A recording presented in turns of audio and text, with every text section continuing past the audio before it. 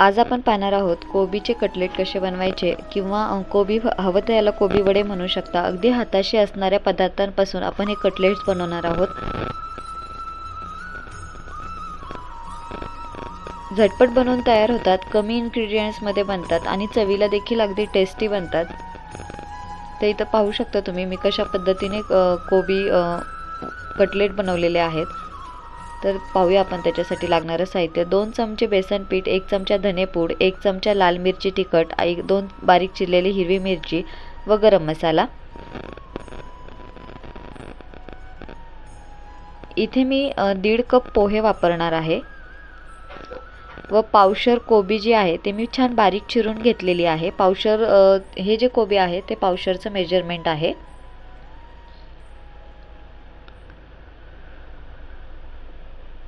आता हे जे पोहे आहेत ते छान आपल्याला स्वच्छ 2 पाण्याने धुवून घ्यायचे आहेत। दुसरे मसाले तयार करेपर्यंत हे पोहे छान भिजतील, त्यामुळे मी आता हे भिजवून घेणार आहे। 2 पाण्याने छान स्वच्छ धुवून घेणार आहे, जेणेकरून याच्यात जर काही घाण वगैरे असेल तर ती निघून जाईल आणि आपले पोहे देखील छान मुरल्या जातील। आता इथे मी खलबत्त्यामध्ये 8 ते 10 लसूण पाकळ्या बारीक करून घेणार आहे। त्याचबरोबर 1 चमचा मी ओवा देखील घालणार आहे। जर तुम्हाला याच्यामध्ये जर काही भाज्या वगैरे ॲड करायच्या असतील त्या देखील तुम्ही करू शकता। आता हे छान आपल्याला बारीक करून घ्यायचं आहे। म्हणजे जर तुम्हाला याच्यामध्ये गाजर किंवा शिमला मिरची या जर भाज्या ॲड करायच्या असतील तरी तुम्ही केल्या तरी हरकत नाही, फक्त त्या कापताना थोड्याशा बारीक कापाव्या लागतील। आता आपण जे पोहे भिजवलेले आहेत ते याच्यामध्ये घालून घेऊयात। पोहे देखील आपले छान भिजलेले आहेत।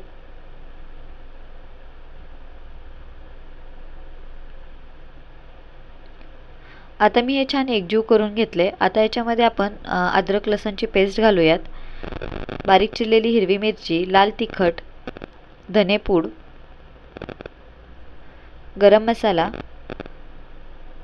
2 चमचे बेसन पीठ। आता 1 चमचा हळद घालूयात, बारीक छोटा 1 चमचा,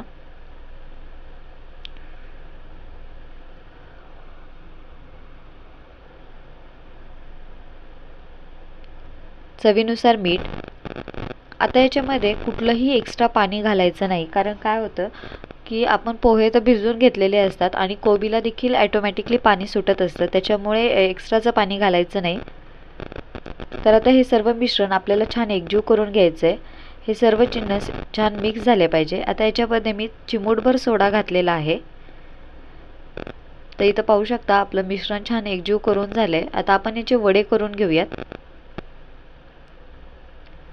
तुम्ही हव्या त्या शेपमध्ये हे वडे तळू शकता। तुम्हाला कोणत्याही शेपमध्ये जर करायचे असतील तर तुम्ही करू शकता। इथे मी एक वडा मेंदू वड्यांसारखा केला आणि बाकीचे जे वडे आहेत ते मी गोल करून थोडेसे चपटे करून घेतलेले आहेत। अगदी जसं राहिलं तरी ते तेलामध्ये फुटत वगैरे नाहीत, बरोबर ते हे होतात, छान व्यवस्थित तळल्या जातात।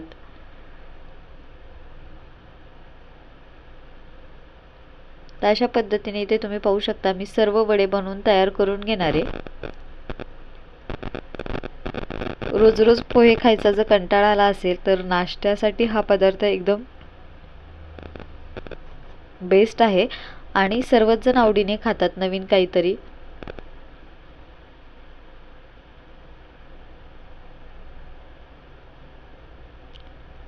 तर एक एक करून मी हे सर्व वडे तयार करून घेणार आहे।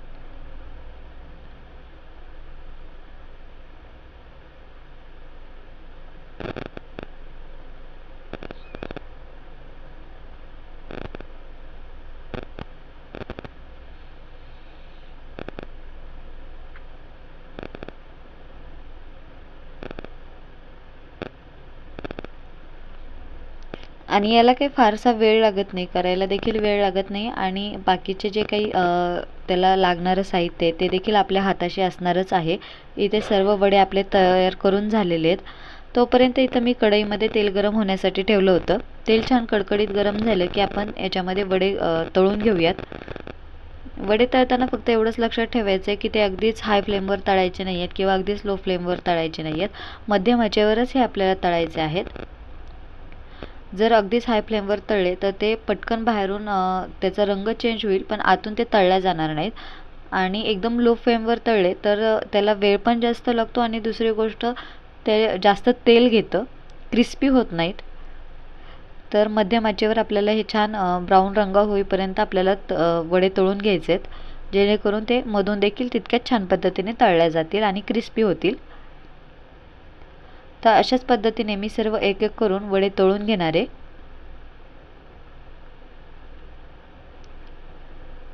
तर इथं आपले वडे बनवून तयार झालेले आहेत. तर इथं पाहू शकता, ते दिसायला जितके टेम्पटिंग दिसत आहेत तितकेच खायला देखील छान होतात. इथे मी ओल्या नारळाची चटणी बनवलेली आहे सर्व खायला त्याच्याबरोबर, आणि सॉस देखील केलेला आहे, म्हणजे सॉस देखील आहे. तर तुम्हाला ज्याच्याबरोबर तुम्हाला आवडत आहे तसं तुम्ही हे सर्व करू शकता आणि खाऊ शकता. तर अशाच नवनवीन चमचमीत रेसिपीसाठी आपल्या चॅनलला लाईक, शेअर, सबस्क्राईब करायला विसरू नका. तोपर्यंत खात राहा, मस्त राहा, आनंदी राहा.